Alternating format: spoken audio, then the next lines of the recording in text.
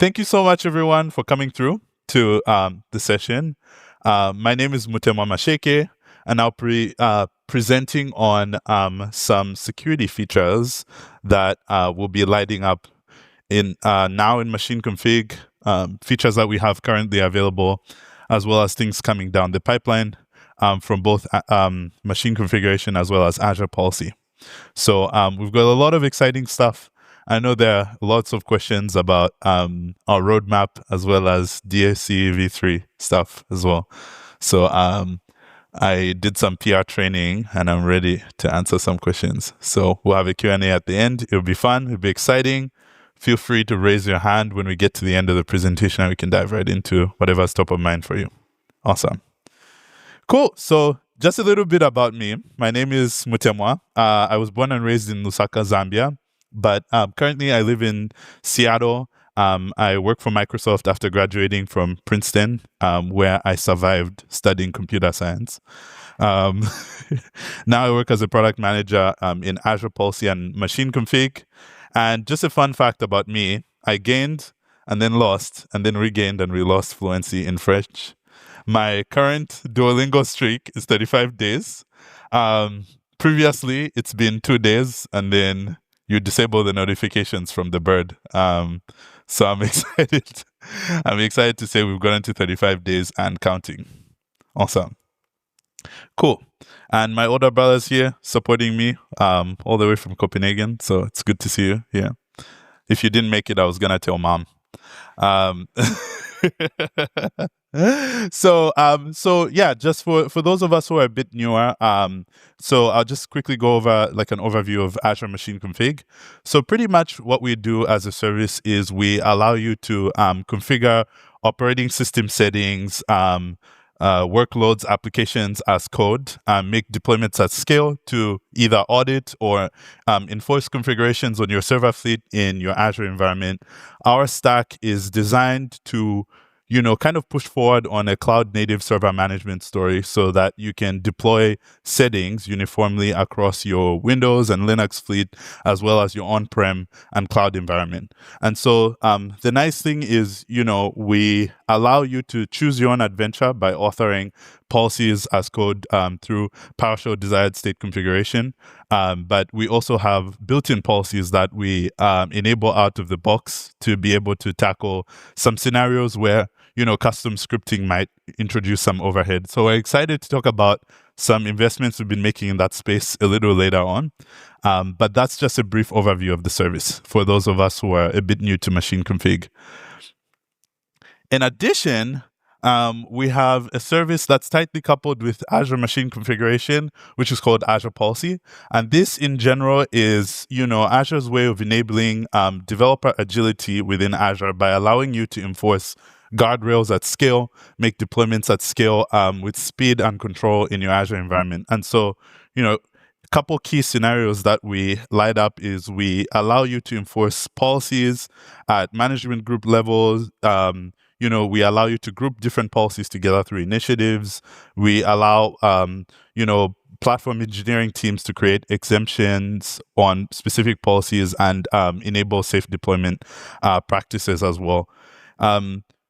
Specifically for, Azure Policy, one major value add that, folks who are coming in from the server world might be interested in is, if you're someone who's familiar with Active Directory group policy, it's very hard to have idempotent deployments, and have like a resultant set of policies sort of, trickle down to all your VMs. So the nice thing about using machine config and Azure Policy is we can guarantee idempotency for all the policies that you deploy at scale, meaning that, whenever you enforce a remediation policy, it's always guaranteed to be what you scripted it out to be.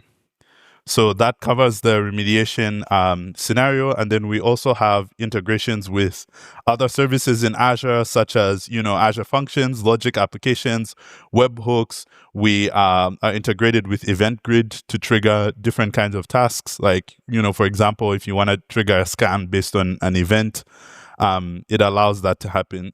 So it's a pretty neat and tightly coupled, ecosystem. And being able to have machine config work closely with Azure Policy allows us to have features like built-in policies, which sort of allow you to, out of the box, have certain scenarios that are enabled at scale for you to use and kind of customize the parameter values before you make a deployment without having to enable custom scripts. So recently, we've been making some investments in the SSH space with a close partnership we have with a team called OSConfig, for those of us who are familiar. And we have a policy that allows you to declaratively control your SSH posture at scale for both Windows and Linux. In addition, we also have our perennial built-in policies, which apply for both Windows and Linux. They comprise of settings that you can audit at scale that are closely mapped with some industry standards like CIS, STIG, but they also include Microsoft, specific benchmarks. And so these audit policies, these audit policies allow you to kind of get a deeper look into what your server estate is. And I'm happy to go into that in more detail.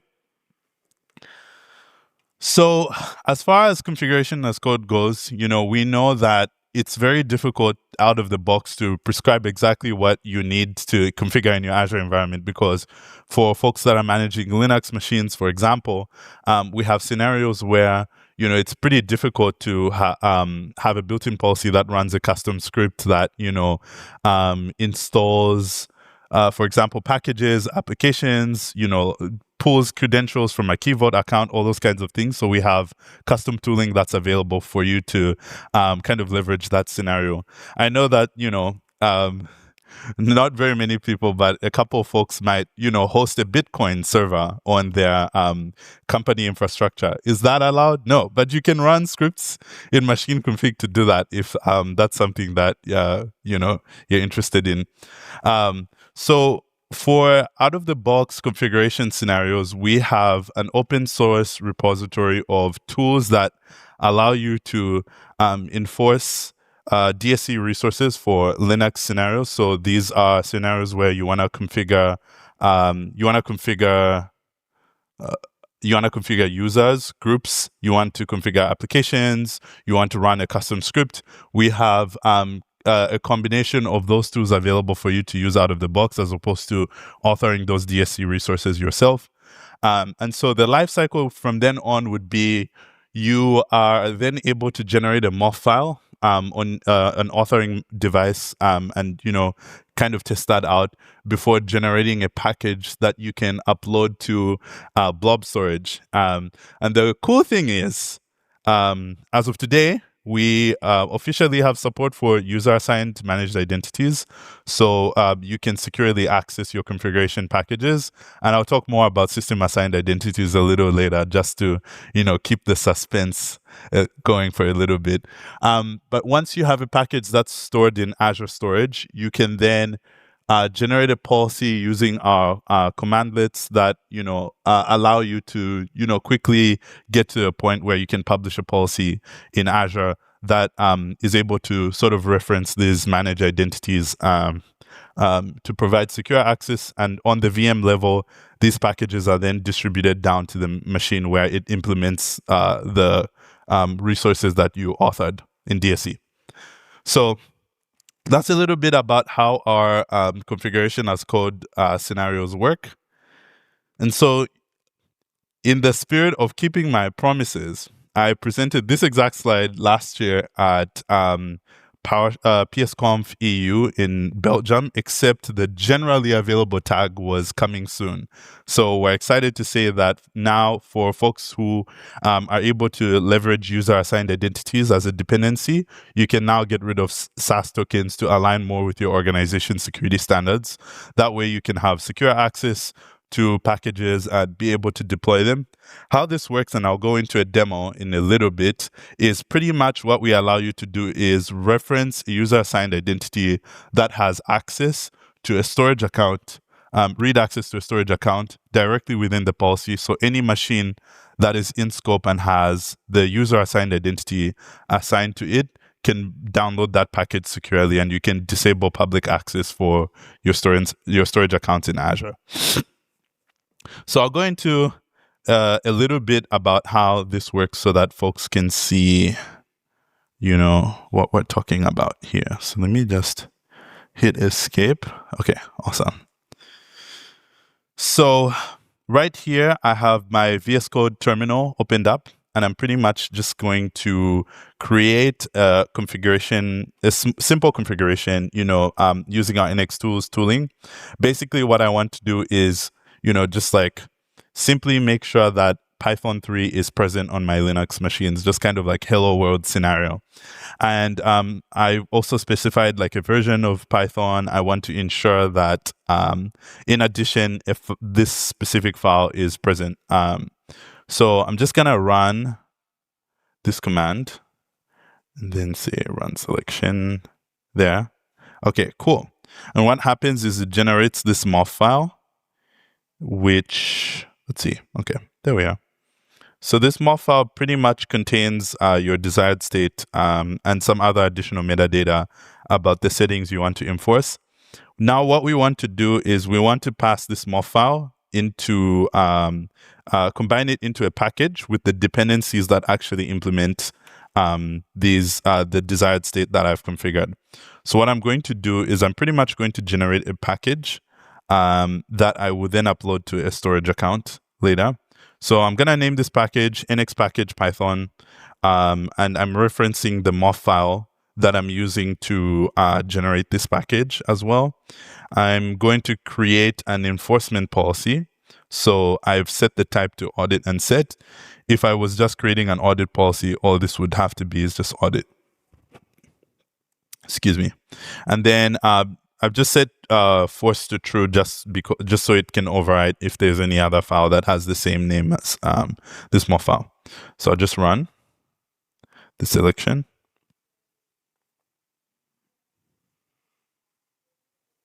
Okay. Just takes a second.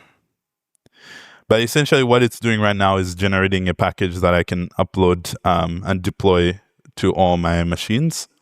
And the nice thing about using our toolkit is, you know, we also have commandlets that allow you to test locally before making an at-scale deployment.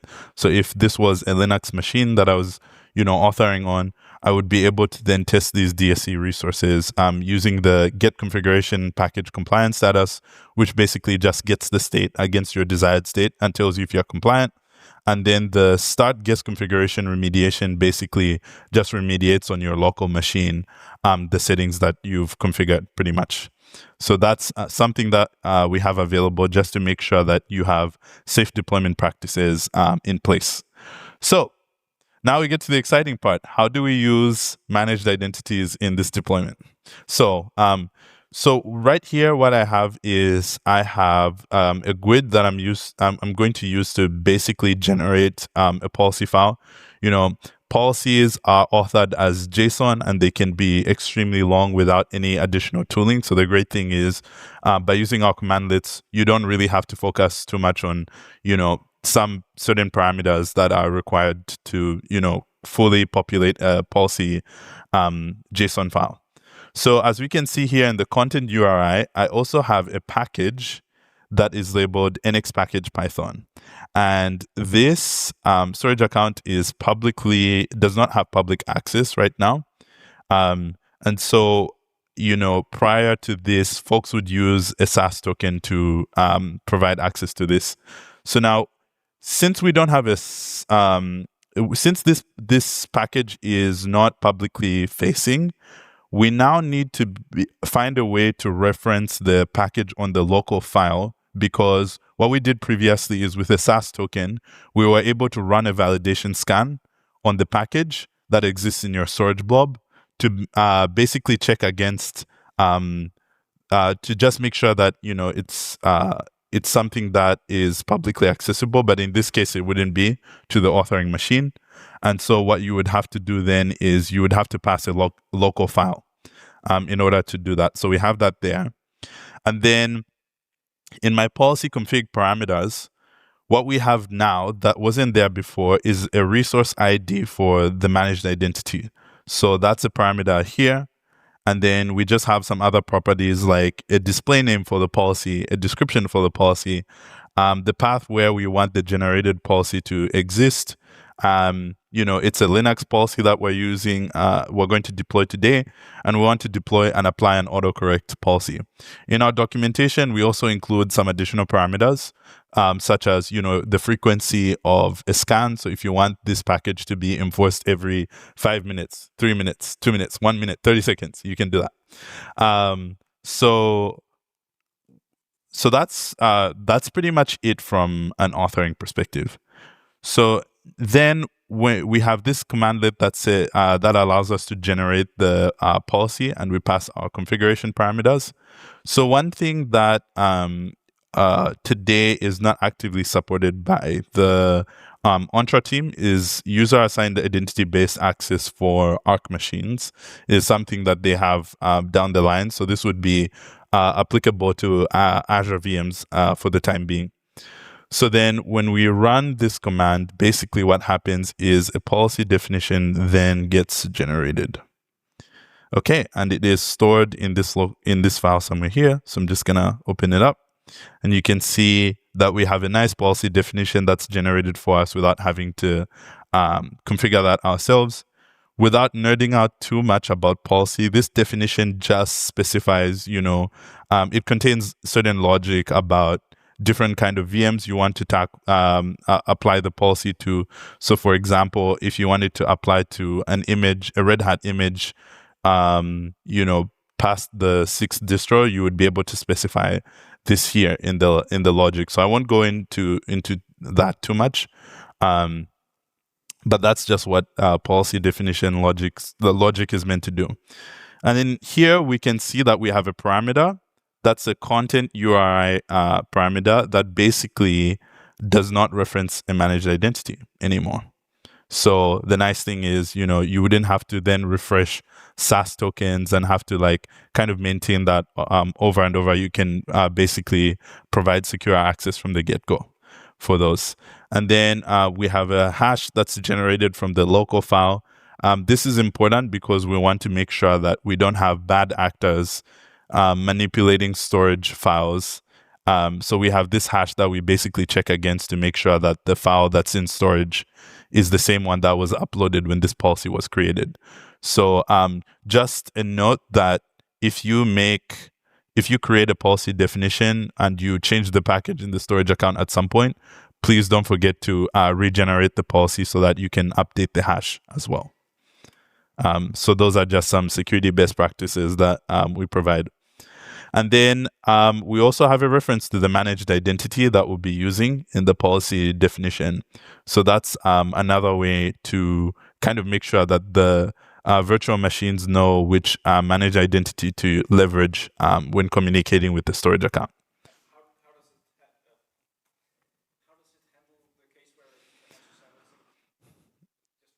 So it will generate an error that will be populated as a compliance result in the policy. So at some point you would just get a view saying, when we have a status generated for the policy assignment, which runs roughly 5 to 15 minutes. So you would be able to see, hey, the hash does not match what's in the package. So nothing is enforced until it lines up. Yeah. Awesome. Cool.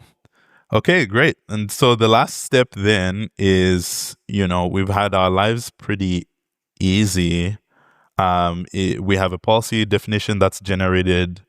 We have an MSI that enables secure access. So now what we're just going to do is run this commandlet and then upload the definition to our storage account, which was a success.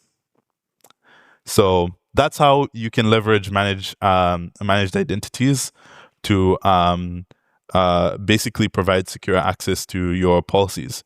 And if you still wanted to use a SAS token, you can do so. The only difference would then be you wouldn't need to specify a local file because pretty much the package is accessible anywhere. So you would just provide a reference to the file in the content URI, including the SAS token.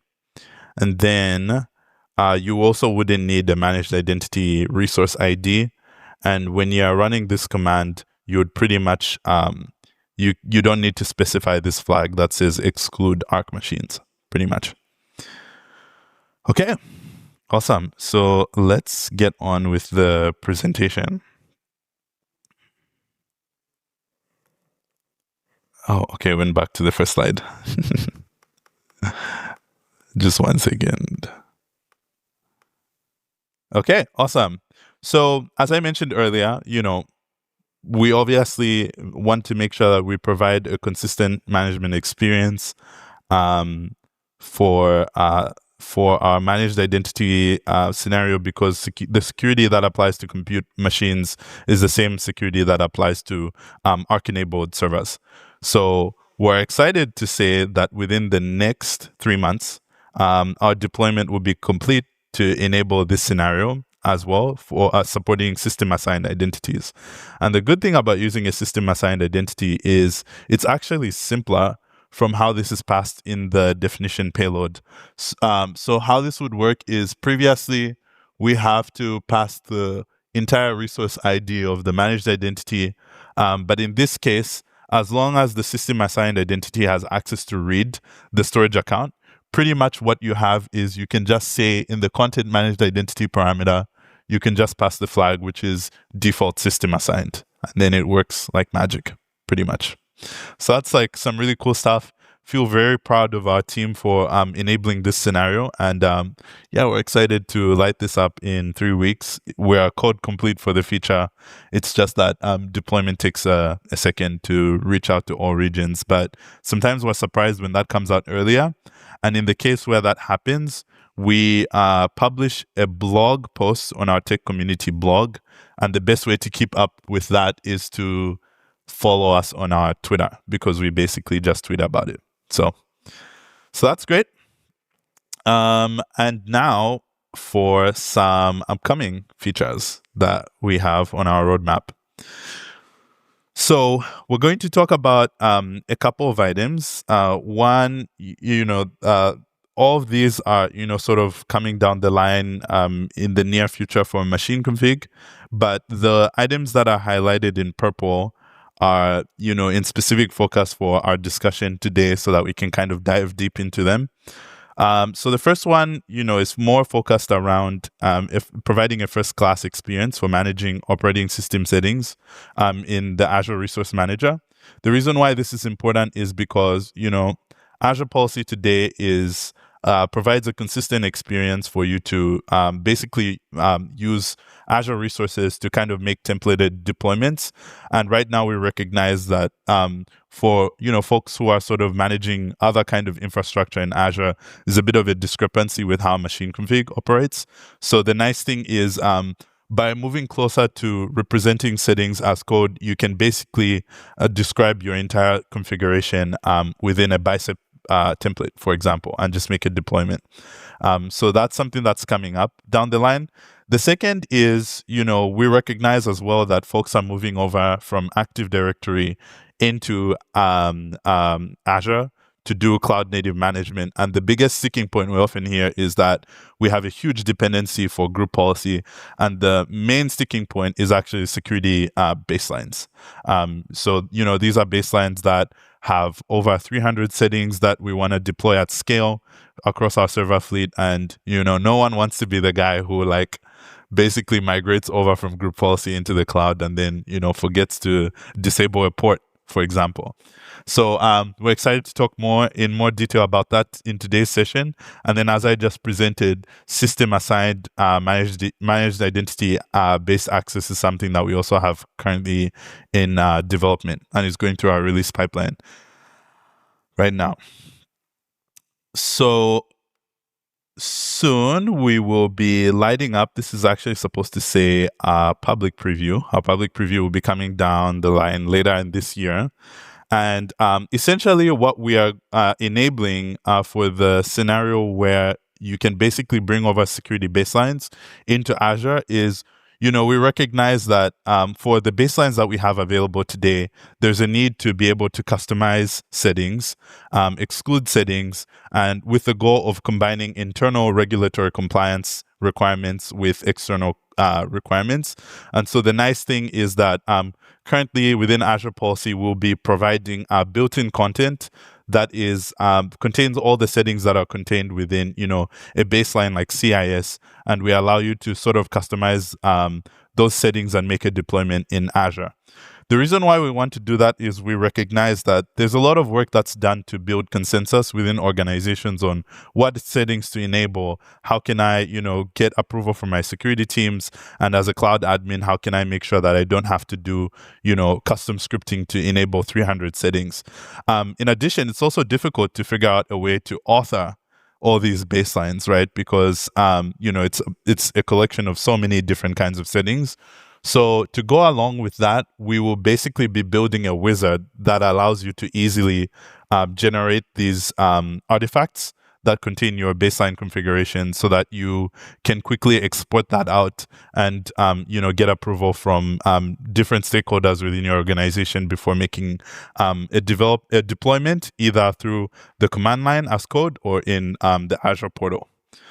So to kind of go deeper in this scenario, what the key scenarios will be that we're lighting up is, out of the box compliance as a starting point. So the baselines that will be lighting up in this experience will have default values that map to regulatory standards that you can then customize input for and exclude if it's not in scope for your deployment. In addition, what that allows us to do is have baselines that can remediate settings, because without customization, you would basically be enforcing, regulatory compliance standards that don't match what your specific organization needs. So the nice thing about this is, as we provide customization for our audit policies, we'll also be rolling out a batch of new remediation policies as well. So this is something that we're really excited to light up. In addition, we have a portal experience that allows you to search and filter among these 300 settings. So for example, if, for your baseline scenario, you pretty much just want to start off with settings that involve SSH, you would be able to then search, filter the settings by your SSH settings and kind of only configure those. We allow you to also view metadata per setting like severity and category. We have views for you to be able to see a much more expanded description of these settings as well. And then in addition, we know that very many folks don't make policy deployments in the portal. So the nice thing is this wizard allows you to then select the download button that allows you to export out this artifact that you can make a deployment through Azure DevOps, GitOps, if that's how you make your deployments, or any other as code pipeline that you use. So that way you can incorporate our experience into your as code workflows. So this is meant to light up both portal and other kinds of scenarios. And so this experience is only possible with close collaboration with internal Microsoft teams that we work closely with. So the Windows Server baselines will be published by the OSConfig team, and the Linux baselines will be published by the Azure Linux team. So we're excited about that. Yes.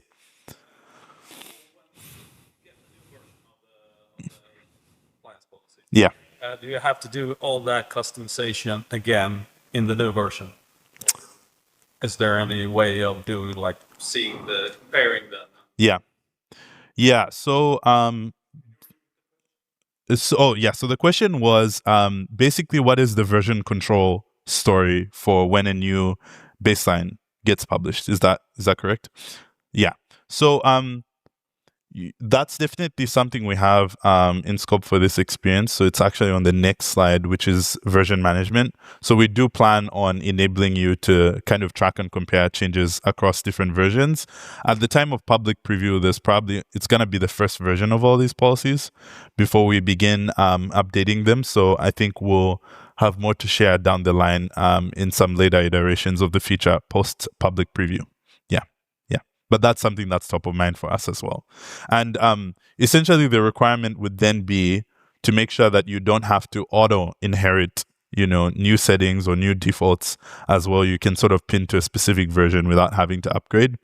As far as having to configure it all over again, I think that's just happens to be the case with security baselines. Is from time to time they do make changes. They might not update every single baseline or like every single setting in a baseline between one version or another. So I think that's where the comparison experience comes in, is basically you want to be able to tell what's in scope for a particular update. Yeah. Yeah, because if I'm thinking out how to do this with GPOs, Yeah. then I would just create a control GPO and let that apply after the main policy. I see. I could just change the main policy and my customizations would still apply. Okay, that makes sense. So for us, how that workflow would work is you would pretty much go into the policy assignment that you have enforced and basically update the JSON file. And I can actually try and find a sample somewhere in my computer of what this looks like that I can show you afterwards as well, so you can kind of see what under the hood what these JSON files look like. But essentially, in each artifact, there's a reference to the specific version.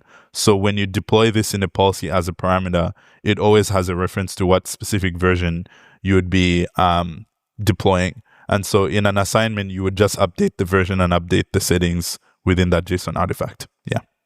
Yeah. Okay, awesome.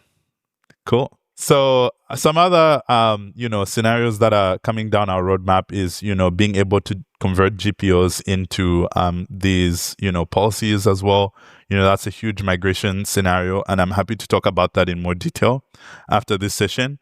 In addition, we also have, we're also thinking about, taking in feedback about how, different workflows, how different people are enabling certain workflows for exception management, because, if you're a platform engineer and you're working on a team where basically you want to exempt yourself from firewall settings, for example.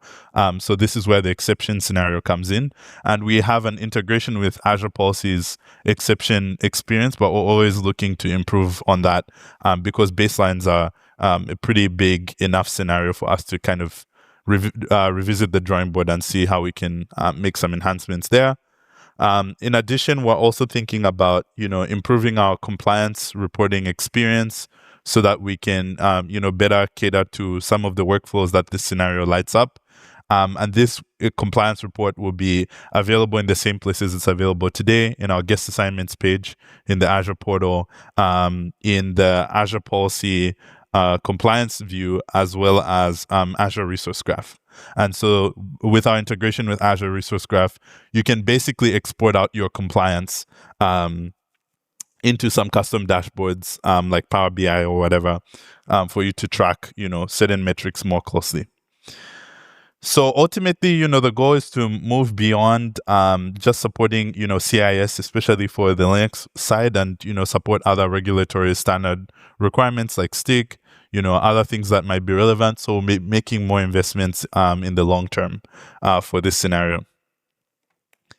So the last thing I wanted to discuss today is, when we deploy our agent, currently today, we, hear a lot of folks talking about, wanting to be able to have a default visibility into what their server controls are so that they can know what the right policies are to assign to those specific settings. So we're excited to announce that we'll be lighting an experience up in Azure Resource Graph, where we'll basically be able to publish an inventory of different server settings that you can kind of view across your server fleet. And then the nice thing about this experience is you can write queries to kind of modify and, create certain views that are relevant across your fleet. So you can ask questions like, which servers in my fleet have this port open, for example, and you'd be able to ask those kinds of questions. So that way, we integrate pretty neatly with some of the scenarios that Azure Resource Graph lights up, which is Power BI based templating, but also some AI scenarios that enabled by Azure Copilot as well. So we're really excited to kind of showcase this. On the screen, we basically just have like an example schema of what these payloads would look like. As we make further iterations closer to our release, we'll be able to sort of have a much more refined payload. But that's just to give you an idea of what's in scope for us.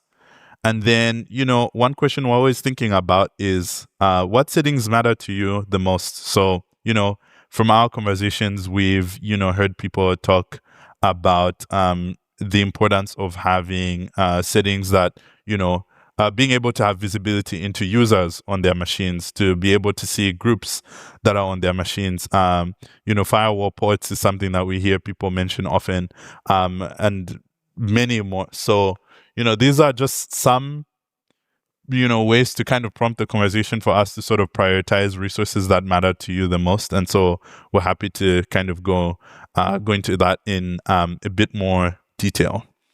And with that, it should be 1:35, which means we're on time for a 10-minute Q&A. So I'll just pause there and see if there are any questions. Yeah. Yeah. You're using OS-config on Windows.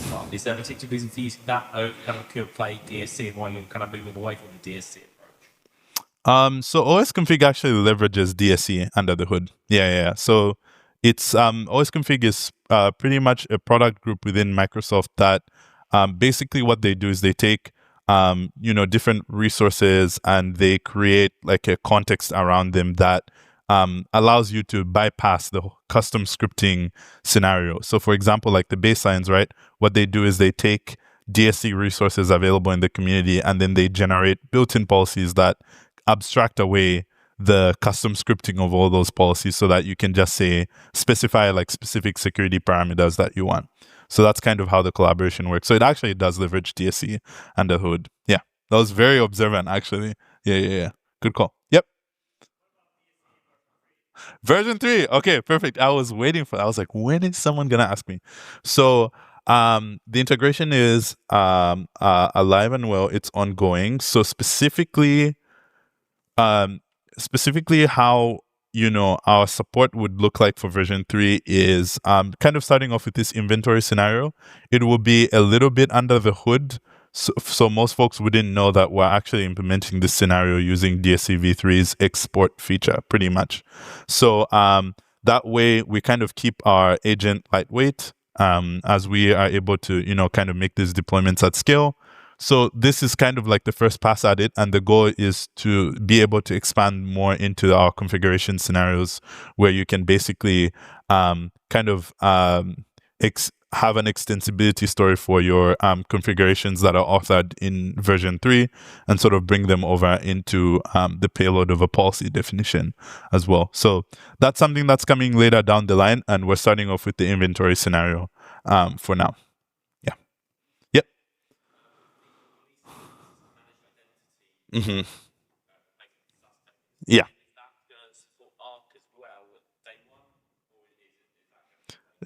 Day one for Arc. So one thing is, I think you actually have to provision a managed identity to enable Arc servers anyway. So that's kind of the nice thing about us lighting up this feature is we basically, both Azure VMs and Arc machines have system assigned managed identities. So it kind of works. It kind of just works out of the box once this lights up. Yeah.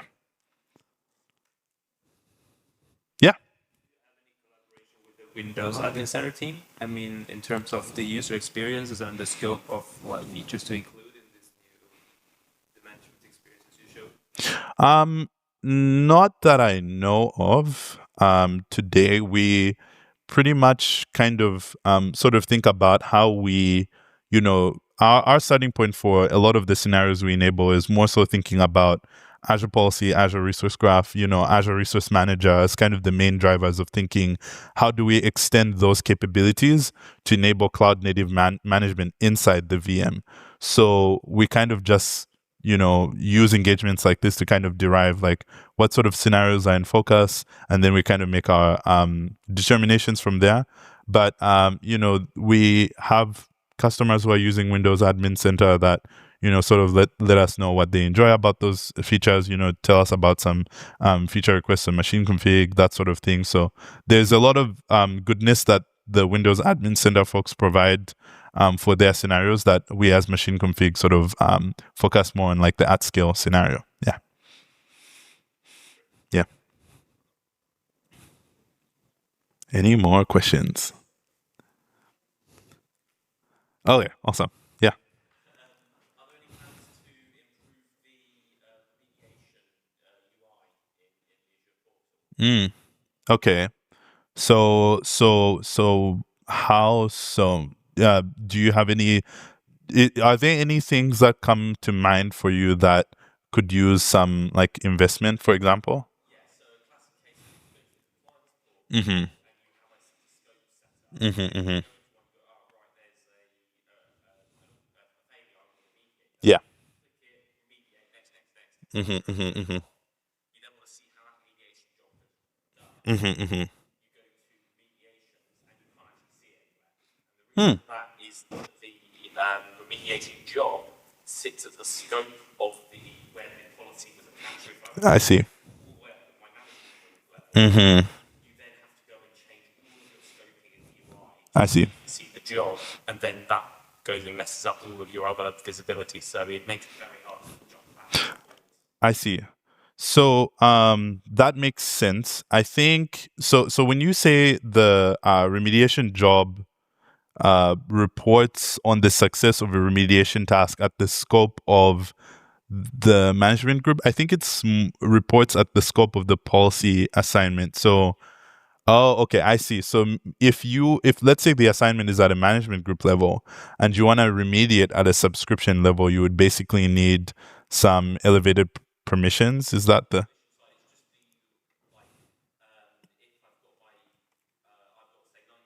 Mm-hmm. Selected, Mm-hmm. seeing that. Mm-hmm. But if the policy was assigned 2 levels of management group up, Mm-hmm. then I can change the default scoping to that group management group. Yeah. The job, even though I can apply the job, or I can start the job at a lower scoping. Yeah. Yeah. Yeah, so I think I definitely get that. I think the reason why that's the case is basically we want to make sure that we don't grant high privilege access to people who maybe do not have read permissions at the scope that you might have, if that makes sense. So it's kind of like if they are able to click into like a management group level, like for you, for example, then that's fine. But I guess like kind of scoping down that remediation allows folks to maybe not kind of have visibility into like a specific remediation task at like a lower scope, if that makes sense. So it is by design. The good thing about remediation tasks as well is they are also reported in Azure Resource Graph. And so, one example is if you want to create like a repeatable scenario where you're basically like, I just want to know like at this scope, which remediation tasks were successful, then basically you can write a query that you can just kind of, hit click and just be able to see that compliance result open up. So that's kind of a constraint we place from like a UX perspective. But as long as you have read permissions at the management group level, then Azure Resource Graph should be able to help you make queries for that. And that's a great question because I'm pretty sure there are very many folks in the room as well who might wonder like, what's the best practice around being able to read at a higher privilege for policy assignments? So that's a very good question, actually. Yeah.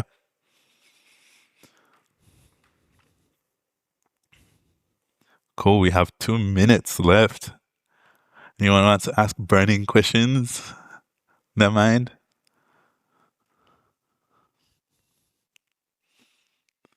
Okay. Awesome. Well, it's sad to say, but we're at the end of the conference. We're at the end of my presentation. And I would imagine that you all had a great time kind of hearing, all these updates and features. I saw nods throughout and everything. So that's kind of the great thing about, conferences like this is I came with a bunch of like feature feature things that we had outlined for our roadmap down the line last year, and we had conversations, took in all that feedback, and now it's great to see that some new features are lighting up because of feedback we got specifically from the PowerShell conference. So I just wanted to say that all the questions, no matter how hard they were for me to answer, all lead into great product development features. So I just wanted to say that this community is absolutely essential for us driving success as Microsoft. So I just wanted to say thank you both for attending my session and for kidnapping me on the side outside sessions to ask me questions and stuff. So I really appreciate it, and I hope you travel safe wherever you're coming in from. So thank you.